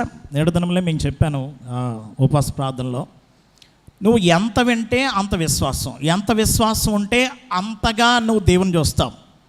Expect great things from God అంటాడు ఒక భక్తుడు. దేవుని అంట గొప్పగా చూడాలట, గొప్ప వాటిని ఆశించాలట, గొప్ప వాటి కోసం ప్రార్థన చేస్తావు, అప్పుడు గొప్ప వాటిని పొందుకుంటావు. అలా గొప్పగా నువ్వు చూడాలి అంటే, గొప్పగా నువ్వు నమ్మాలి అంటే గొప్పగా వినాలి. వినుట క్రీస్తును గూర్చిన మాట వలన కలుగును. విశ్వాసం రావాలంటే వినాలి, ఆ వినడం యేసును గురించి వినాలి అంటాడు రోమాపత్రిక 10:17. కాబట్టి దేవుని ప్రియులారా, ఈరోజు యేసు నామం యొక్క శక్తి నువ్వు పొందాలి అంటే ముందు నువ్వు నమ్మాలి. నమ్మాలి అంటే ఈరోజు వాక్యంలో పూర్తిగా నువ్వు ఉండాలి. దేవుని ప్రియులారా, సాధన చేయాలి, అభ్యాసం చేయాలి. యేసు నామాన్ని క్లెయిమ్ చేసుకోవాలి, ఎత్తిపట్టుకోవాలి. మనకిచ్చాడు ఆయన నామాన్ని, మనం ధరించుకున్నాం. యేసునామ దారులో ఎంతో ధన్యులు. ఎందుకో వాళ్ళకి అన్నీ ఉన్నాయి. ఆ పాఠంతో మీరు పాడుకుంటే. దేవుని ప్రియులారా గమనించండి, ఆ యొక్క నామములో లేపగానే ఏమైందంట? పాదాల్లోకి వెళ్ళిపోయింది బలం, చీల మండలంలోకి వెళ్ళిపోయిందా బలం. వాడు దిగ్గున లేచాడట. ఎలా లేచాడు? దిగ్గున లేచి నిలిచి నడిచాడు. అంతకుముందు కూడా వాడిని లేపేటప్పటికి ఇలా కూలబడిపోయాడు వదిలేస్తే. వాడు నిలబడ్డాడంట, నడిచాడంట కూడా. మీరు ఎప్పుడైనా కానీ కాలు కానీ చేయి కానీ ఏదైనా విరిగినప్పుడు ఆపరేషన్ చేసో కట్టో మొత్తం చేస్తారు. కట్టుప్పేసిన తర్వాత అయినా, ఆపరేషన్ జరిగి ఆ తర్వాత అయినా వెంటనే నిలబడగలరా? వెంటనే చేయొచ్చేస్తుందా? మామూలుగా రాదు. ఫిజియోథెరపీ చేయించుకోవాలి.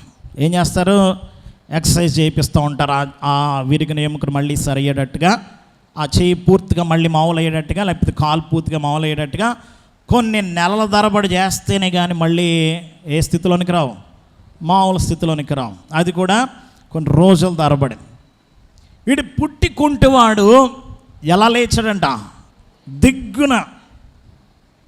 ఎలా మలాకి గ్రంథం 4:2 చెప్పినట్లుగా కొవ్విన దూడలు.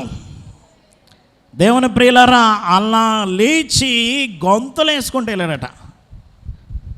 దేవుని ప్రియులారా, ఈరోజు దేవుడు నిన్ను లేపుతున్నాడు. ఆయన కుడి చేయితో, ఆయన దక్షిణ హస్తము అంటాడు.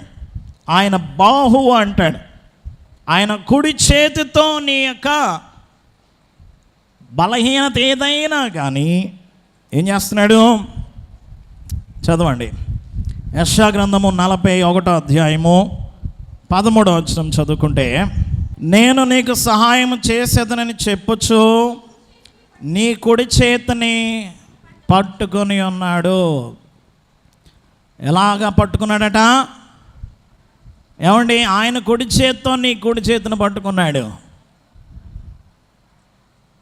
దేవుని కుడి భుజం ఎవరో తెలుసా? యేసుక్రీస్తు ప్రభు.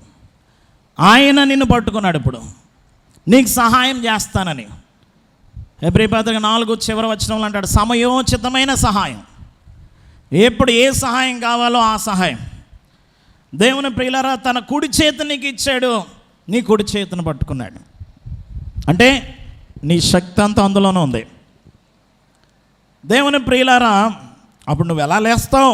లేచి, నిలిచి, నడిచి, నడుస్తూ గంతులు వేశాడట.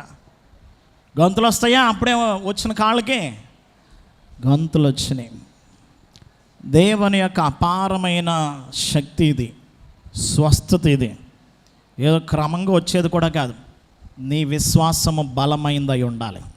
ఏమండి, కుంటోడికి విశ్వాసం ఉందా? చెప్పాలి. లేదు. మరి ఎలా జరిగింది కార్యం? చెప్పాలి. విశ్వాసం ముగ్గురికి ఉండాలి. ఎవరికో తెలుసా? మొదటగా రోగికి ఉండాలి. రోగికి లేకపోయినా తీసుకొచ్చినోడికి ఉండాలి. ఎవరో తీసుకొచ్చిన వాళ్ళకి, మనం తీసుకొచ్చి మనకన్నా ఉండాలి. ఉదాహరణకు మత్తయి సువార్త 9వ అధ్యాయంలో ఒక పక్షవాయువు కలిగిన వాడిని తీసుకొచ్చారు. 2వ వచనంలో, ఇదిగో జనులు పక్షవాయువుతో మంచము పట్టి ఉన్న ఒకనిని ఆయన యొద్దకు తీసుకుని వచ్చిరి. యేసు వాని విశ్వాసం అన్నారా, వారి విశ్వాసం అన్నారా? వారి అంటే ఎవరు? తీసుకొచ్చిన వాళ్ళు. ఒకవేళ పక్షవాయువు కలిగిన వాడికే గనక విశ్వాసం ఉంటే, తీసుకొచ్చిన వాళ్ళకి లేకపోతే వాళ్ళు ఏం చేద్దరు? ఆ ఇల్లంతా జనాలతో నిండిపోయింది, లోపల తీసుకెళ్ళడం కష్టం, ఇక మేము ఇక్కడ వదిలేస్తున్నాం అని చెప్పి వదిలేసిపోయారు. అరే అలా కాదురా బాబు, ఆ ఇంటి మీదకి ఎక్కించాడంటే, ఏంటి నువ్వేమన్నా తక్కువ బరువా? పైగా మంచం మీద మోసుకెళ్ళడం, ఇల్లు మామూలుగా ఎక్కడమే కష్టం, మంచాన్ని మోసుకుని వెళ్ళాలా మేము? ఇక్కడ వరకు తీసుకురావడం ఎక్కువ అంటే నువ్వు బాగానే అడుగుతున్నావు అంటారు వాళ్ళు. కానీ తీసుకుని వెళ్ళే వాళ్ళకి విశ్వాసం ఉంది కాబట్టి వాళ్ళు ఎక్కడా కూడా ఆగలే. ఎక్కడికంటే వెళ్ళిపోయారు? ఇంటి కప్పు ఎక్కేసి ఆ కప్పు మించి దింపాను. ఎవరు విశ్వాసం చూశాడు ప్రభు? తీసుకొచ్చినాడు విశ్వాసాన్ని బట్టి బాగు చేశాడా లేదా? సరే, వాడికి లేదు, తీసుకొచ్చిన నీకన్నా ఉండాలి కదా. మనకు ఉండదు. తీసుకెళ్తున్నాం కానీ అవుద్దో లేదో, అవ్వకపోతే ఈడేమంటాడో, అయితే పర్వాలేదు. ఈ అనుమానాలు స్కెప్టికల్ అంటారు, సంశయాత్మకమైన హృదయం. అలాంటిది ఉండకూడదు. అయ్యగారు రాశారు, సంశయము పనికిరాదు, లేశంబైన సంశయం పనికిరాదు. దేవుని ప్రియులారా, అడుగువాడు విశ్వాసంతో అడగాలంట. సందేహంతో అడిగితే ఎగురుపడు సముద్ర తరంగాన్ని పోలి ఉంటాడట. యాకోబు రాసిన పత్రికలు అంటాడు 1వ అధ్యాయంలో. గమనించండి, తీసుకొచ్చిన వాళ్ళకైనా విశ్వాసం ఉండాలి. 3వది, వీళ్ళిద్దరికి లేదు, చేసేవానికి ఉండాలా లేదా? ఇక్కడ ఎవరికి ఉంది? పేతురు గారికి ఉంది. బహుశా కుంటోడికి లేదు, ఆడికి మోసుకొచ్చినోడికి లేకపోవచ్చు, కానీ ఇవ్వాలి అనేటువంటి ఆశ, ఆ బలమైన విశ్వాసం పేతురు గారికి ఉంది కాబట్టి దేవుడు అక్కడ ఇచ్చాడు. దేవుని ప్రియులారా, ఈరోజు అక్కడ ఇచ్చాడు అంటే ఎలా వచ్చింది అంటే, చాలామందిని దేవుడు యేసు ప్రభు చేయలేకపోయాడు, వాడు అవిశ్వాసం బట్టి. మీరే కదండి ఆయన అయ్యగారు, మీరే అన్నారు కదా, తీసుకొచ్చినోడికి ఉండాలి, లేకపోతే ఉన్నవాడికి ఉండాలి, ఎవరికి రోగికి ఉండాలి, తీసుకొచ్చినోడికి ఉండాలి, లేకపోతే ఇచ్చేవానికైనా ఉండాలి. మరి యేసు ప్రభుకు విశ్వాసం లేదా? ఆయన చేయలేకపోయాడు కాదు. దాని అర్థం విశ్వాసము ప్రభువుకి ఉంది, పొందేవాడికి లేకపోయినా. కానీ ఎందుకు చేయలేదంటే, వినాలి కదా, వాడు వినాలి కదా, ప్రభువు చెప్పినట్లు వినాలి కదా. వీళ్ళు ఏమన్నారు? మా తట్టు చూడు అన్నారు. వాడు చేతులతో చూస్తే, చేతులు కాదయ్యా, వెండి బంగారాలు కాదు నేను ఇచ్చేది, నజరేయుడైన యేసు నామం, నా తట్టు చూడు అని చెప్పగానే వాడు చూశాడు. వాడికి నమ్మిక లేకపోయినా చెప్పింది అన్నాడు. వినడా లేదా? ఈరోజు నీకు నమ్మిక లేకపోయినా ఆయన చెప్పింది చేయి. ఈరోజు విశ్వాసం కర్త కొనసాగించేవాడు ఆయన, ఇచ్చేవాడు ఆయన. కనీసం వాక్యం విను. అందుకే నేను చెప్పేది, నీకు నమ్మకం లేదు, నీకు ఆశ లేదు, ఏమీ లేదు, కనీసం నీకు ఆలోచన లేదు అది పొందుకోవాలని. కనీసం వాక్యం చెప్పినప్పుడైనా నువ్వు ఏ ప్రార్థన కోసమైతే వచ్చో అది పక్కనట్టే, వెండి బంగారాలు పక్కనట్టే. ఇప్పుడు నీ అంశాలు అవి కాదు, నీ అవసరం అది కాదు. వాక్యంలో ఏదైతే చెప్తున్నాడో దాని మీద నీ మనస్సును, యేసుని కథ, నీ కథ కాదు, యేసుని కథ. అప్పుడు ఆయన చెప్పేది ఏంటే అప్పుడు కనబడుతుందంట. ఏంటి? మహిమ. దేవుని ప్రియులారా, వాడు అలా చూశాడు కాబట్టి వేరే అలా చేశారు, వేరే అలా ఇచ్చారు. అది కూడా ఇచ్చేవానిలో కూడా ఉంటుంది. ఎందుకో ఇచ్చేవాడు నా శక్తి అనుకుంటాడు. నయమాను కుష్ఠరోగి ఉత్తరం రాశాడు, లేకపోతే ఆ యొక్క రాజుగారు, ఈ ఇశ్రాయేల్ రాజుగారికి ఈ సిరియా రాజు ఉత్తరం రాశాడు. ఇదిగో నా దాసుడైన నయమాను స్వస్థపరచాలి, ఈయన ఆవేశంగా నాతో గొడవ పెట్టుకోవడానికి వేరే కారణం లేక ఇది ఎతికాడా అని చెప్పి బట్టలు చింపేసుకున్నాడు. ఎవడు చెప్పండి? ఇశ్రాయేల్ రాజు. మీరు 2వ రాజుల గ్రంథము మీరు 4-5 అధ్యాయాల్లో కావచ్చు, అది 5వ అధ్యాయంలో ఉంటుంది చరిత్ర, మీరు చూసుకునండి. అప్పుడు ఎలీషా కనబడి, ఏమయ్యా నీ దేశంలో ప్రవక్తే లేడు అనుకున్నావా, నువ్వు ఆవేశం కంగారు పడతావు ఎందుకు, వానుకున్న విశ్వాసం కూడా నీకు లేదు, అతను నా దగ్గర పంపించన్నాడు. కాబట్టి ఇచ్చేవాడికైనా ఉండాలి. ఈరోజు నువ్వు ప్రార్థన చేయమని బహుశా చాలామంది అడగొచ్చు, గుడికి వెళ్తున్నావు కదా నువ్వు కూడా మా ప్రార్థన చేయి, వాడికి వ్యాధి ఉంది, అవి బాబా నేను చేయాలి, మా పాస్టర్ గారు చేస్తారు, పాస్టర్ గారు అందుబాటులో ఉండరు, మరి అప్పుడు ఏం చేస్తావు? నువ్వే ఏమన్నాడు తెలుసా మోషేతో? నిన్ను ఫరోకు దేవుడిగా నియమిస్తున్నా. దీన్ని దేవుడు అయిపోమని కాదు, దేవుణ్ణి నీలోనికి రానివ్వాలి. ఏం చేయాలి? నమ్ముట నీ వలన అవ్వాలి. నేను చేసేది ఏం కాదు ఇందులో. నువ్వేమి బాబు నేనేం చేయగలను, నాకు చదువు రాదు, నాకు శక్తి లేదు, నాకు ఈ జ్ఞానము లేదు, నీతో సంబంధం ఏముంది అంటాడు ఆయన మోషేతోటి. ఏమయ్యా నేను నీకు తోడుకుంటే అవన్నీ ఎందుకు, నీకు మాట నత్తా, లేకపోతే వాళ్ళు నమ్ముతారా, ఆయన పేరు ఏంటి, ఇవన్నీ ఎందుకయ్యా నీకు, అవుట్ ఆఫ్ సిలబస్ అదంతా, నేను నీకు తోడయ్యాను అంతే. ఈరోజు నువ్వు ఆలోచన చేయాల్సింది కూడా ఒకటే, నేను కాదు చేసేది, ఎవరో దేవుడు నాలో చేస్తా. ప్రార్థన చేయి, విశ్వాసంతో చేయి, సందేహించక. ఇంకా చెయ్యగానే అయ్యో బాబో ఏదో పాస్ గారు గొప్ప అనుకున్నాను, నాకే వచ్చేసింది ఈ విద్య, ఇప్పుడు నేను చేసే ఇచ్చాను, గొప్పను పెంచుకోకు. పాస్ గారు చేసినా ఎవడు చేసినా అది యేసు నామంలోనే చేయాలి. చేసింది ఆయన, దేవుని గణపరచు. గమనించండి, ఈ దినము అక్కడ మనం చూస్తున్నట్లయితే పేతురు ఏమాత్రం సందేహించకుండా ఏం చేశాడు? యేసు నామములో ఎత్తి నిలబెట్టి వాడు దిగ్గున లేచి నిలిచి నడిచి గంతులు వేస్తూ ఏం చేశాడట? దేవునిని మహిమపరుస్తూ, దేవుని స్తుతిస్తూ. స్వస్థత ఏం తీసుకొచ్చింది చెప్పండి? స్తుతిని, దేవునిని స్తుతించాలి. ఎప్పుడు కూడా సాక్ష్యం చెప్పమని ఎవడు నేను బలవంతం చేయకూడదు. నువ్వు నీలో ఉన్న స్వస్థతే చెప్తుంది. దేవుని కార్యాలు ఆయన స్తుతి అని చెప్తున్నాయి అంటాడు కీర్తనకారుడు. కృతజ్ఞతాస్తుతి. ఆయనను నువ్వు ఎప్పుడైతే స్వస్థతను పొందావో నువ్వు ఎలుగెత్తి చెప్తావు, మైక్ కూడా అవసరంలే. వాడు గంతులేస్తూ దేవాలయంలోకి వెళ్ళి స్తుతిస్తుంటే చూడండి 9వ వచనం, వాడు నడుచుచు దేవుని స్తుతించుట ప్రజలందరూ చూచి శృంగారమున దేవాలయపు ద్వారం వద్ద భిక్షము కొరకు కూర్చుండిన వాడు వీడే అని గుర్తెరిగి వానికి జరిగిన దాన్ని చూచి విస్మయముతో పరవశులైరే. వాడు స్తుతి అందరినీ ఆకర్షించాల్సింది ఏంటో తెలుసా? నీవు దేవుని మహిమ పరిచేది. ఈ కల్వరి మహిమ స్వస్థత శాలలో నీవు నేను అందరం కూడా ఎవరిని ఆకర్షించాలి? దేవుని కాదు, తోటి విశ్వాసుల్ని. ఎలా? దేవుని మహిమపరుస్తూ. నీ ఆరాధన నీ సాక్ష్యము అనేకులకు ఎలా ఉండాలి? ఆకర్షణగా ఉండాలి. వారు పరవశులైపోయారట. పరవశం అంటే వాళ్ళ వశంలో కూడా వాళ్ళు లేరు. మామూలుగా వెళ్ళి సైలెంట్గా వెళ్ళి మొక్కుకొని వచ్చేసి ప్రార్థనలు చేసుకుని వచ్చేసేవాళ్ళు వీడు ఎప్పుడైతే గొంతులేస్తున్నాడో, దేవుని మహిమపరుస్తున్నాడు, చూడండి ఇదిగో దేవుడు చేసిన కార్యము, దేవునికి మహిమ కలుగునుగా, హల్లెలూయా అని చెప్పి దేవునిని గొప్ప శబ్దంతో గొంతులేస్తూ స్తుతించాడు. దేవుని ప్రియులారా, అది చూసిన వాళ్ళందరికీ కూడా ఏమైపోయింది? ఏమండి, వాళ్ళ వశంలో వాళ్ళు లేరట. ఏ వశంలోనికి వచ్చేసారు? ఆరాధించే వశంలోనికి వచ్చేసారు, ఆత్మ వశంలోనికి వచ్చేసారు. దేవుని ప్రియులారా, సాక్ష్యాలు అనగానే మనం పరవశంలోకి వెళ్ళిపోతాం. ఏ వశం తెలుసా?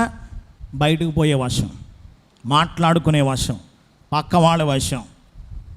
ఒక్కొక్కసారి ఎన్నోసార్లు చెప్పొస్తుంది, అమ్మ సాక్ష్యాలు అనండి, ఈ టేపు తిరగండి.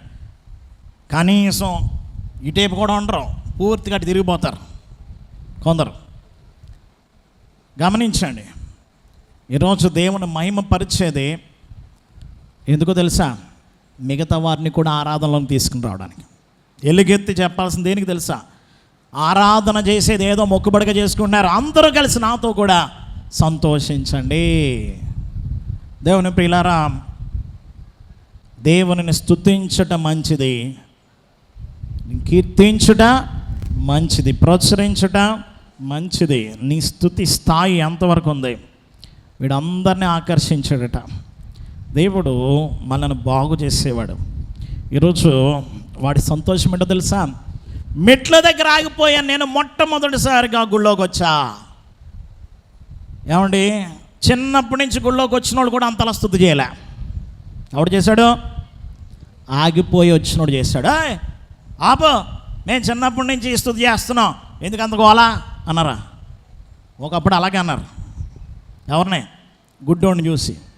లూకాసు 18వ అధ్యాయంలో, ఆపో ఊరకుండు, మేము వెళ్తున్నాం యేసుప్రభు వెంట, నీకులాగా రావలేదు, యేసుప్రభు దావీదు కుమారుడా మమ్మల్ని కరుణించని.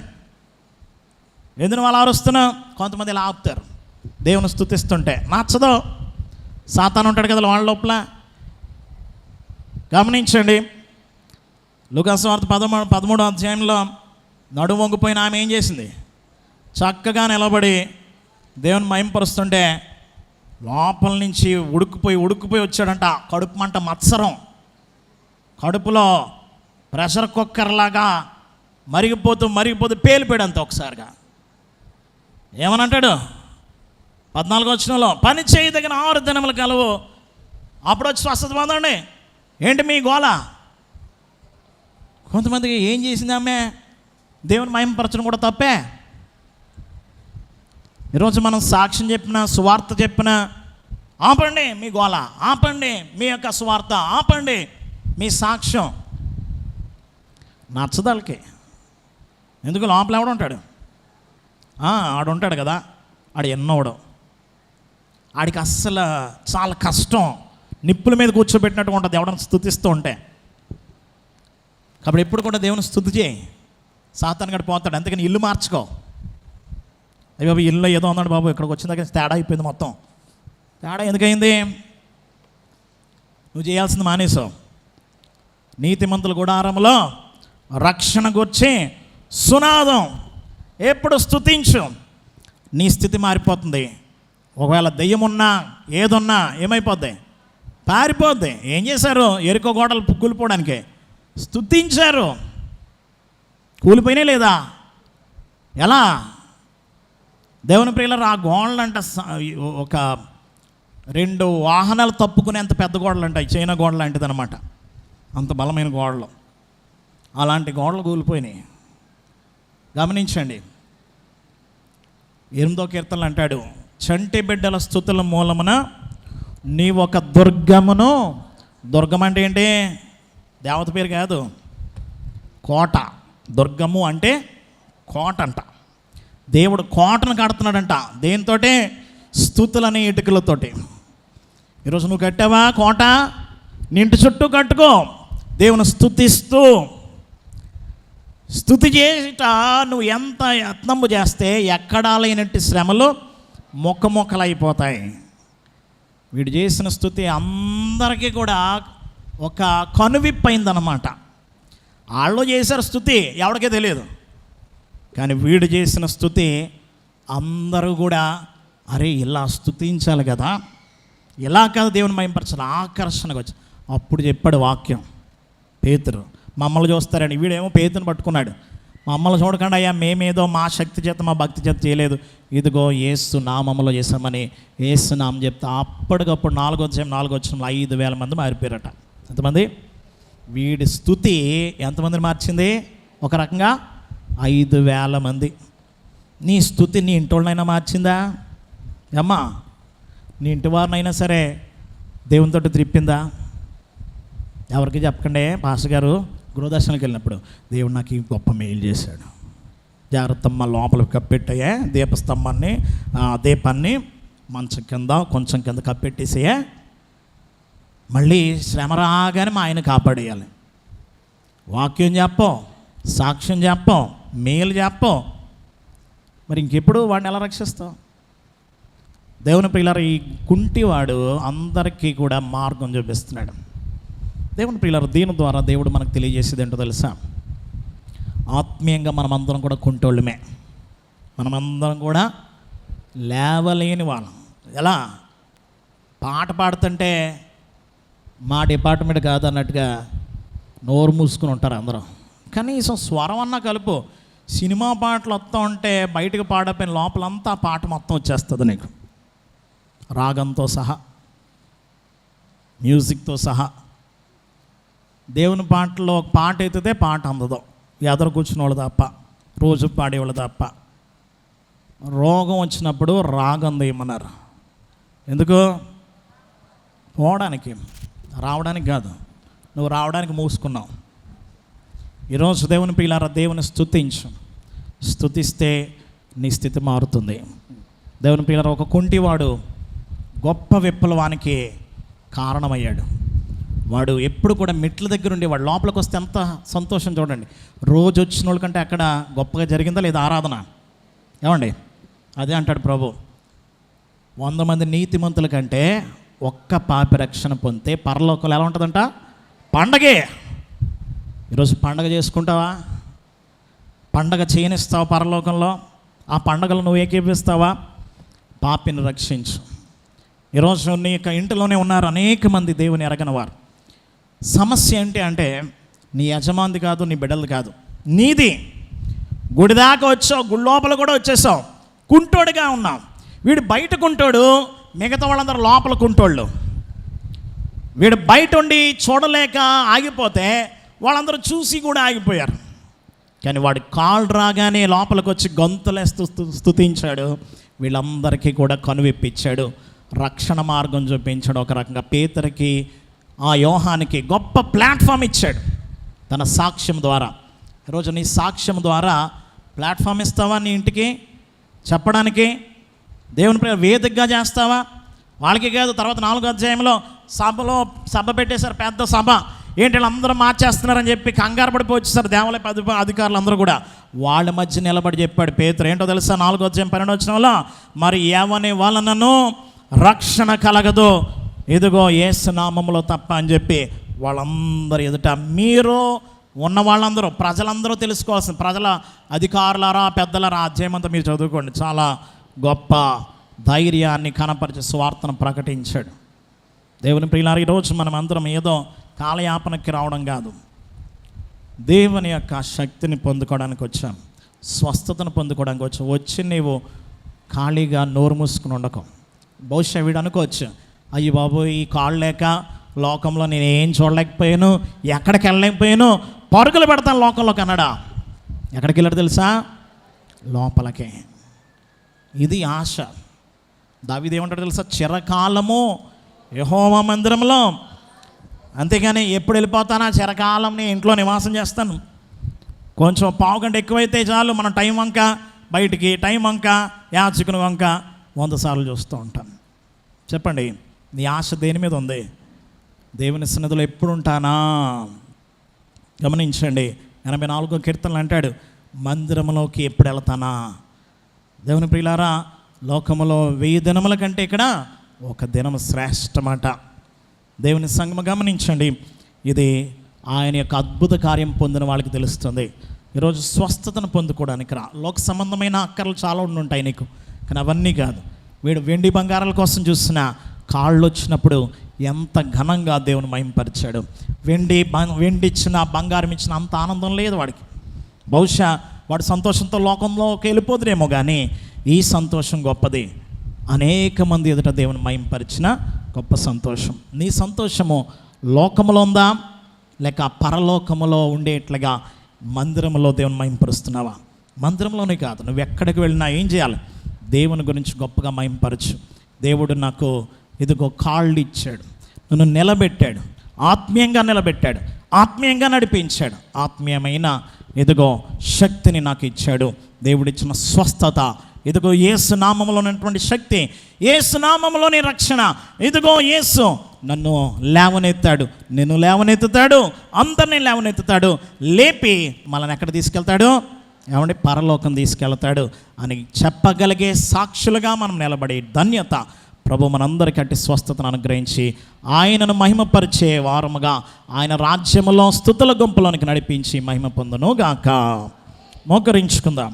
ప్రేమ కలిగిన మా పరలోకపు తండ్రి, మా ప్రభువా, మా రక్షక, మా ప్రాణప్రియుడానికి వందనములు. ఒక కుంటివాడు ప్రభా స్వస్థత పొందినప్పుడు ఎలాగోను స్తుతించాడో మాకు నాయనా ప్రత్యక్ష పరిచనందులకే స్తోత్రం. మేము ఆరోగ్యవంతులముగా, మాకు ఆత్మీయ జీవితంలో ఏమీ అవసరం లేదు, లోకములో అనేకమైన అక్కర్లు మాకు ఉన్నవన్నట్లుగా ఆ కుంటివాడు వెండి బంగారముల కోసం చూస్తున్నట్లుగా కుంటివాళ్ళముగా ఆత్మీయముగా మేము లేవలేని దుస్థితిలో ఉన్న లోక సంబంధమైన వాటి కొరకు నాయన మేము వెతుకులాడుచుండగా ఈ దినమునైనా మా దృష్టిని ఆత్మీయ దుస్థితిలో ఉన్న మా యొక్క అంగవైకల్యమును నాయన మాకు చూపించారు తండ్రి. నాయన పేతురు, యోహానులు వారిని ఎలాగన ప్రభా నీ నామములో, నజరేయుడైన యేసు నామములో లేచి నిలవమని ప్రభా లేపగా వాడు దిగ్గున లేచాడు, నిలిచాడు, నడిచాడు, నాయన గంతులు వేస్తూ స్తుతించాడు, దేవాలయంలోనికి వెళ్ళాడు. ప్రభా మేమందరమును ప్రభా నీ నామములో స్వస్థతను అందుకొని ఆత్మీయముగా మేము నిలబడి నీ మార్గంలో నడుస్తూ గంతులు వేస్తూ నిన్ను స్తుతిస్తూ నాయన దేవాలయమైన నీ పరలోకములోనికి వచ్చి నిన్ను స్తుతుల గుంపులో స్తుతించే వారముగా మమ్మల్ని అందరినీ వాక్యపు ఫలితములోనికి నడిపించి నీవే మహిమ, ఘనత, కీర్తి, ప్రభావములు పొందుకునమని శారీరాత్మల స్వస్థత కొరకు నేడు మనతో మాట్లాడి మనల్ని బాగు చేర్చిన తన ఆత్మ ద్వారా మనల్ని నిలబెడుతూ నడిపిస్తున్న యేసు నామమున వేడుకొనుచున్నాము పరమ తండ్రి.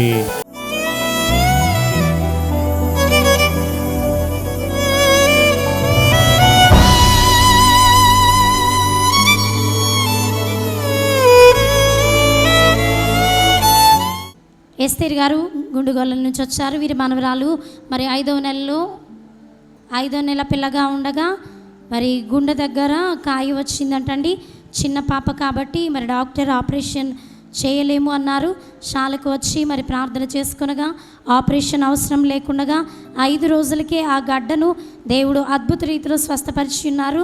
అలాగే వీరి అల్లుడి గారికి కూడా మరి శరీరం అంతా గడ్డ వచ్చింది, శాలకి నడిపించారు. మరి ఆయనకు కూడా ఆపరేషన్ లేకుండా దేవుడు స్వస్థతనిచ్చినందుకు, మరి ముఖ్యంగా చిన్న మనవరాల విషయంలో దేవుడు గొప్ప మేలు చేసి గడ్డను 5 రోజుల్లో కరిగించినందుకు, శాలకి రాగా దేవుడు గొప్ప మేలు చేసినందుకు దేవునికి మహిమ కలుగును గాక.